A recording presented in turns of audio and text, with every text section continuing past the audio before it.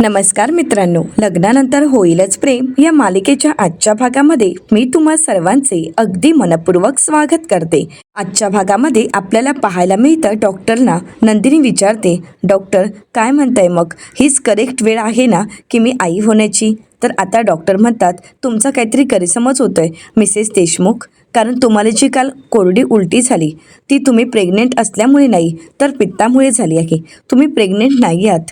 नंदिनी म्हणते, अच्छा, म्हणजे माझा गैरसमज झाला होता का? पण अगदी खरं आहे ना?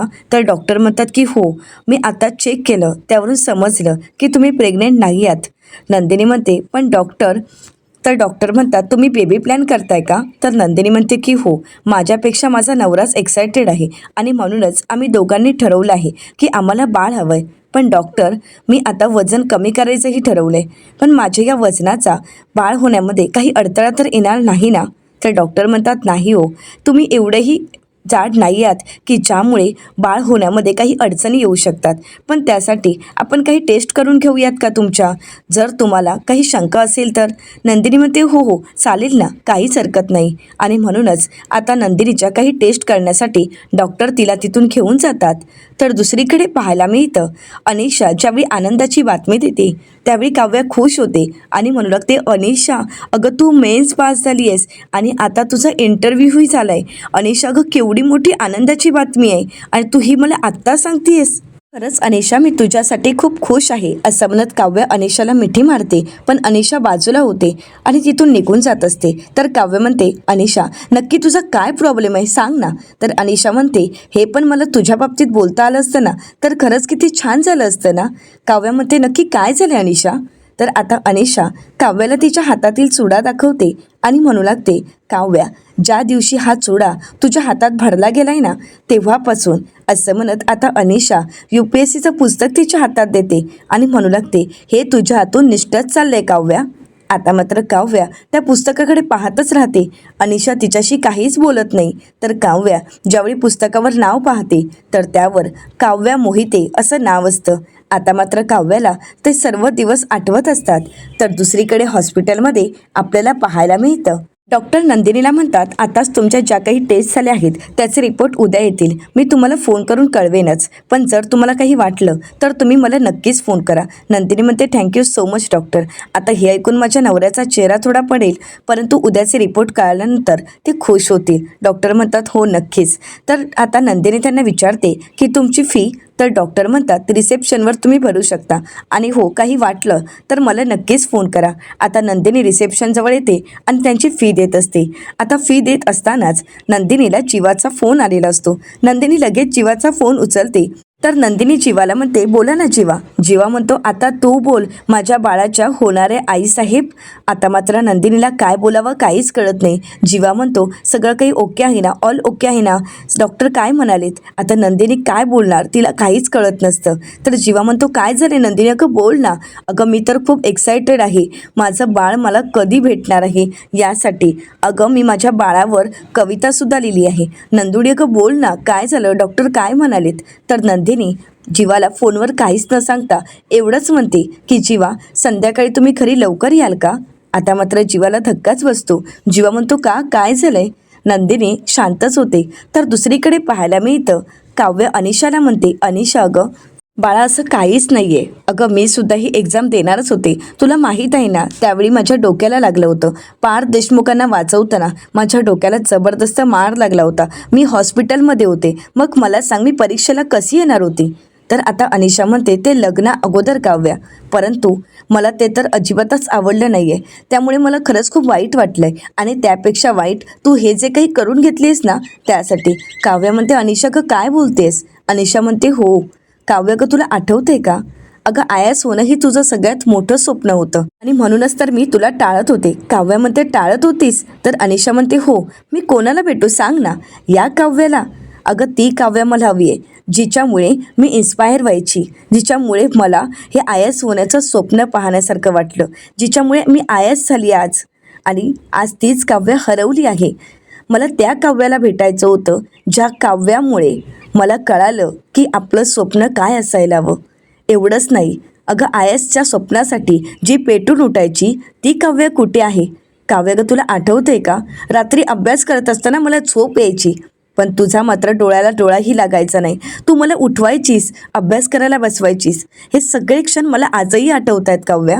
काव्या, अगं तू मला मोटिवेट करून माझी झोप उडवायचीस, मग आता तू कशाने जागी होणार आहे सांग ना काव्या. काव्य, तुझ्या लग्नानंतरचे किस्से तू मला सांगतेस. तू आत्ताच मला म्हणालीस की तू पार्थ जिजूंना स्वयंपाक बनवायला शिकवलीस. त्यांना स्वयंपाक बनवता येतो आणि तुम्ही दोघं एकत्र मिळून संध्याकाळी स्वयंपाक बनवता. अगं पण काव्या, हे सगळं काही पार्थ जिजू त्यांचं ऑफिस सांभाळून करतायत आणि तू काय करतेस सांग ना.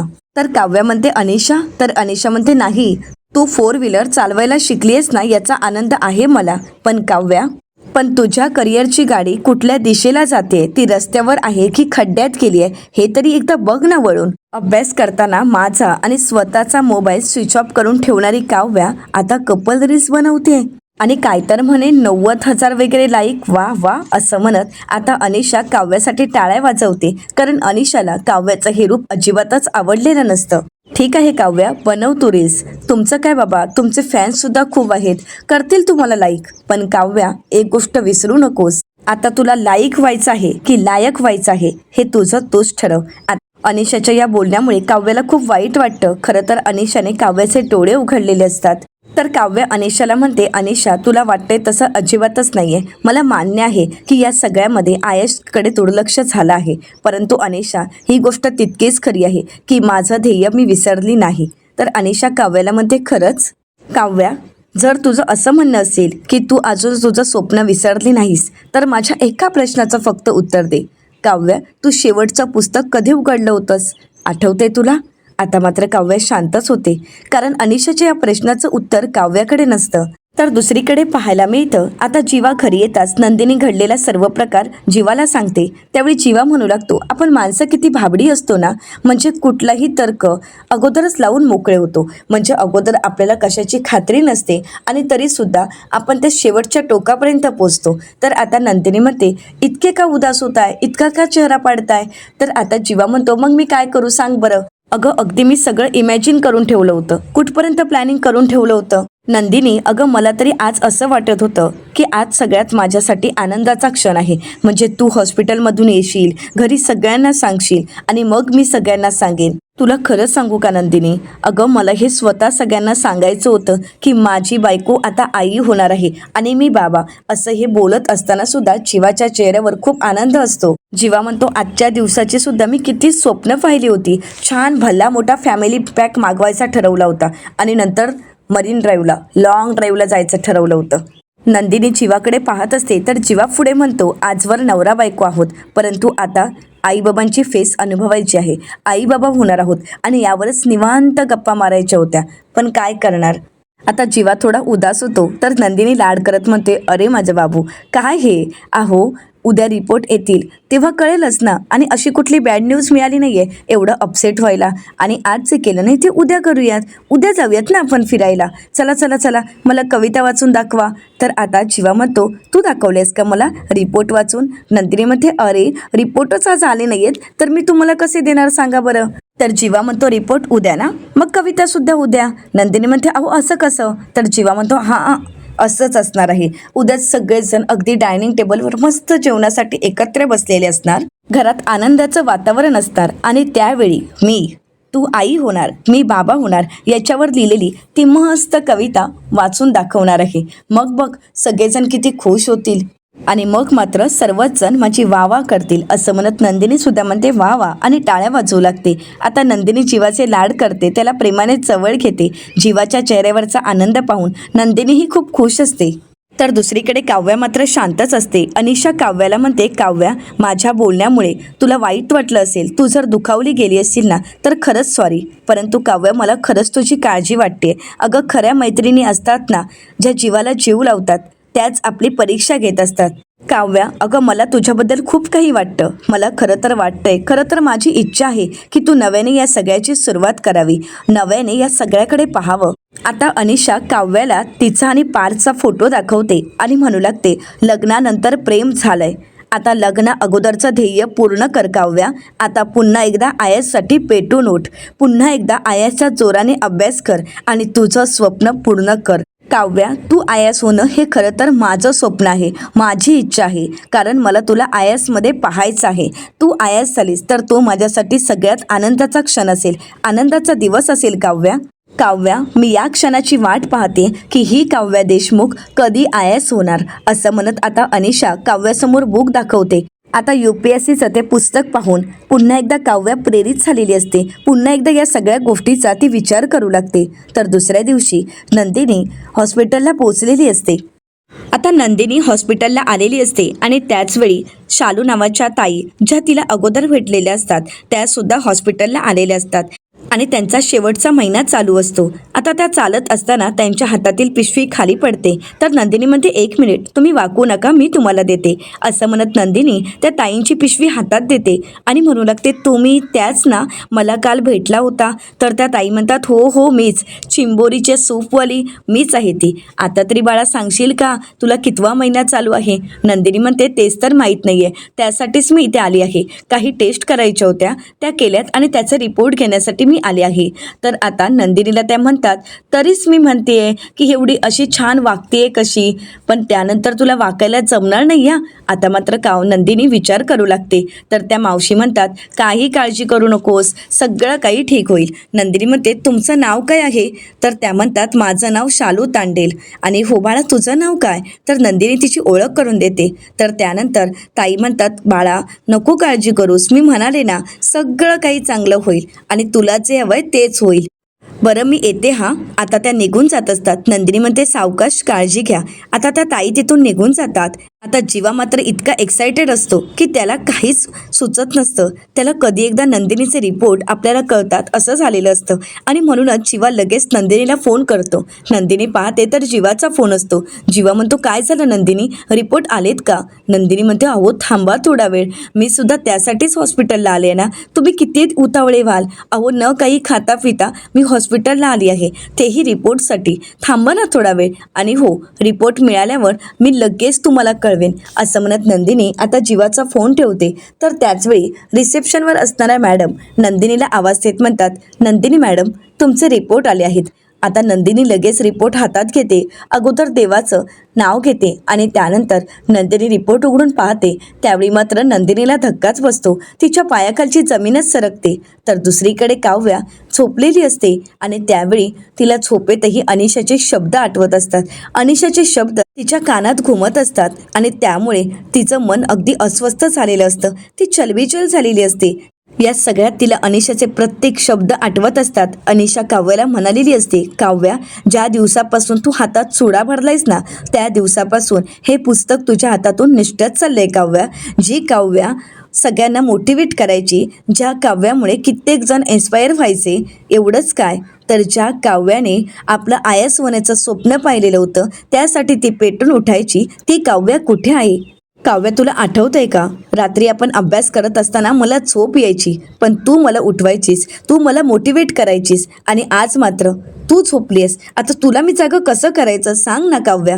अनिशाने काव्याला तिच्या लग्नातला फोटो दाखवलेला असतो आणि म्हणालेली असते, काव्या, लग्नानंतर प्रेम झालंय, परंतु आता लग्न अगोदरचं स्वप्न पूर्ण करण्याची वेळ आली आहे.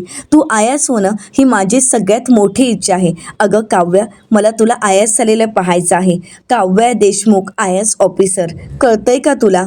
काव्या, उठ आणि तुझं ध्येय पूर्ण कर. आता हे सगळे शब्द काव्याच्या कानात घुमत असतात आणि त्यावेळी काव्या दचकून उठते. तिला काहीच सुचत नसतं. ती अनिशाच्या बोलण्याचा विचार करते आणि त्याचवेळी पार्थ तिच्यासाठी कॉफी घेऊन येतो. पार्थ म्हणतो, गुड मॉर्निंग, परंतु काव्याचा काही लक्ष नसतो. आता कॉफीसोबत पार्थने गजराही आणलेला असतो. पार्थ म्हणतो, आज उशिरा उठलात? काव्यामध्ये किती वाजलेत? पार्थ म्हणतो, 9 वाजलेत. काल थकून आला होता ना, म्हणून उशिरापर्यंत झोपलात. काहीच हरकत नाही. आता तुमच्यासाठी आणलेली कॉफी एका हातात आणि एका हातात गजरा. 15 सेकंदाची रील्स बनवूया का? काव्या काहीच बोलत नाही. पार्थ काव्याकडे पाहतो आणि विचारतो, काव्या, ऑल ओके आहे ना? परंतु काव्याला काहीच सुचत नसतं. पार्थ आता काव्याच्या ज्यावेळी अंगाला हात लावून पाहतो, त्यावेळी मात्र काव्याला ताप आलेला असतो आता ज्यावेळी काव्याला ताप आलाय हे पार्थला कळतं त्यावेळी पार्थ पूर्णपणे घाबरून जातो. त्याला काव्याची काळजी वाटत असते. पार्थ म्हणतो, काव्या तुम्हाला ताप भरलाय.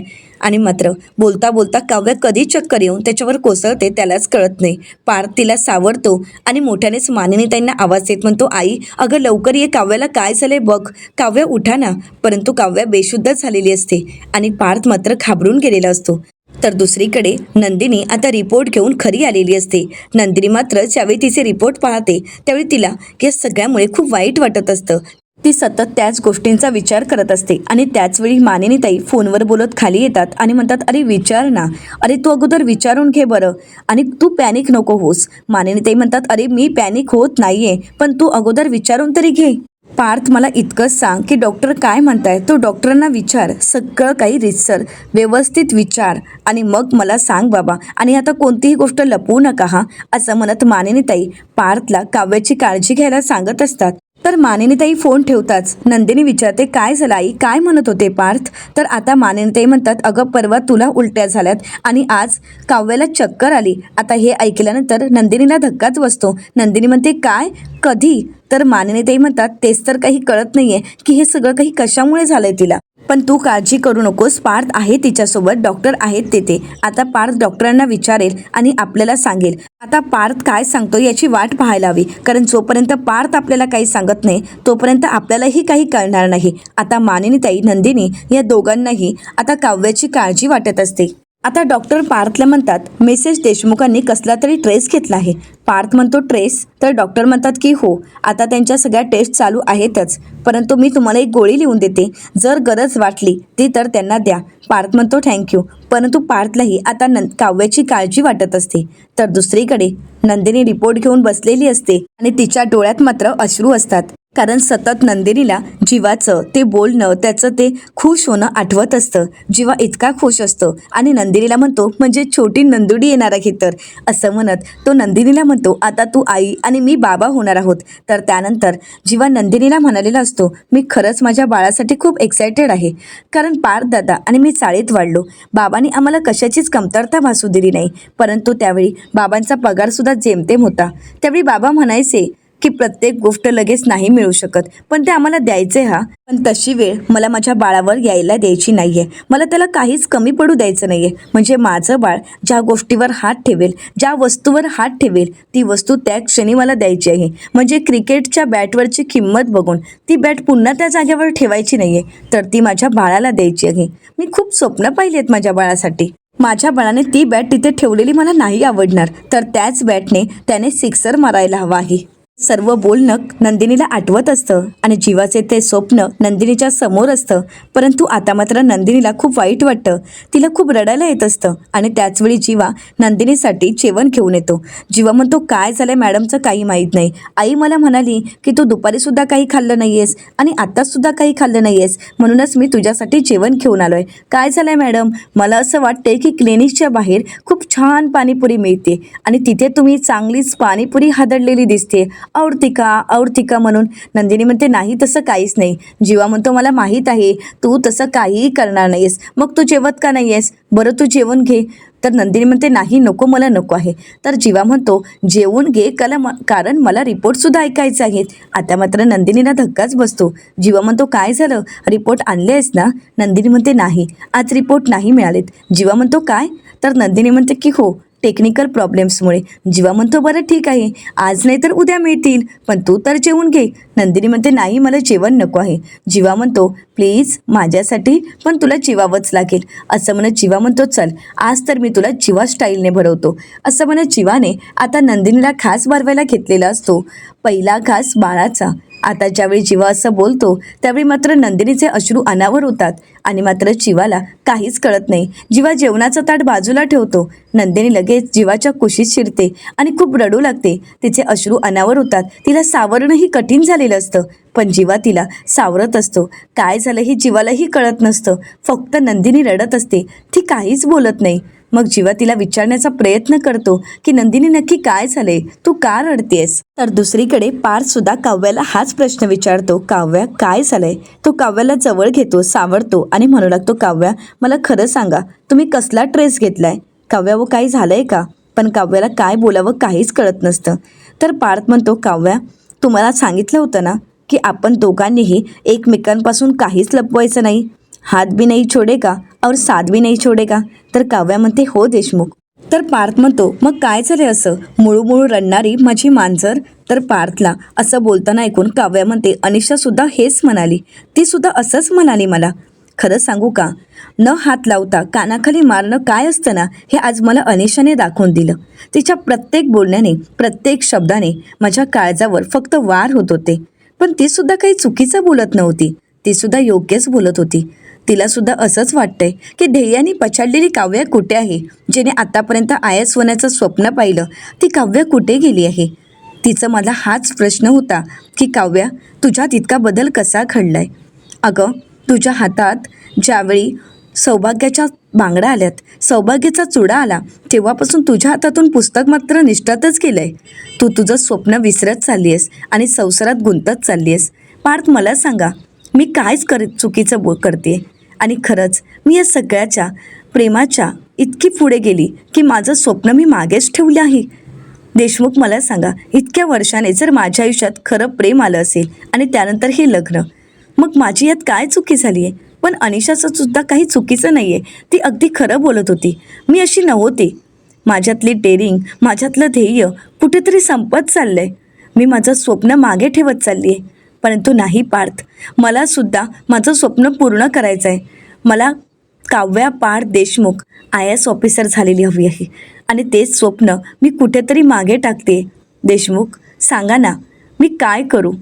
म्हणजे मी इतकी आळशी नव्हती, मी मूर्ख नाही आहे किंवा मी अभ्यासाला टाळाटाळही करत नाही आहे, पण मला काय झालं मला नाही माहीत. आता पार्थ हे सगळं ऐकून त्यालाही खूप वाईट वाटत असतं. काव्याच्या डोळ्यामध्ये अश्रू असतात, ती खूप रडत असते आणि रडत या सगळ्या गोष्टी ती पार्थला सांगण्याचा प्रयत्न करत असते. कारण आता कुठेतरी तिलाही कळालेलं असतं की आपलं स्वप्न आपल्याला पूर्ण करायचं आहे. तर आता पार्थ काव्याकडे पाहत असतो. तर येणाऱ्या पुढील भागामध्ये आपल्याला पाहायला मिळतं, नंदिनी रडतच मानिनीताईंना म्हणते, आई, मी माझ्या परीने खूप प्रयत्न करते, पण माझ्याच पदरी निराशा का येते, असं का घडतंय माझ्या बाबतीत. नंदिनी खूप रडत असते. जीवा आणि मानिनीताई तिला सावरतात आणि त्याचवेळी दरवाजाची बेल वाजते. काव्या जाऊन दरवाजा उघडते तर लगेच पार्थ तिला उचलून घेतो आणि म्हणू लागतो, हत्तीवरून पेढे वाटा, कारण माझी बायको आता आई होणार आहे. असं म्हणत पार्थ खूप खुश असतो. त्याचा आनंद काही गगनात मावत नसतो. तो काव्याला उचलून घेतो आणि त्यावेळी मात्र काव्या पार्थकडे पाहत असते. घरातील सर्वच जण काव्याच्या दिशेने निघून जातात. नंदिनी आणि जीवा मात्र तिथेच थांबतात. आपल्या बाबतीत असं का घडते या सगळ्या गोष्टींचा विचार करत नंदिनीचं पाऊल मात्र तिथेच अडकळतं.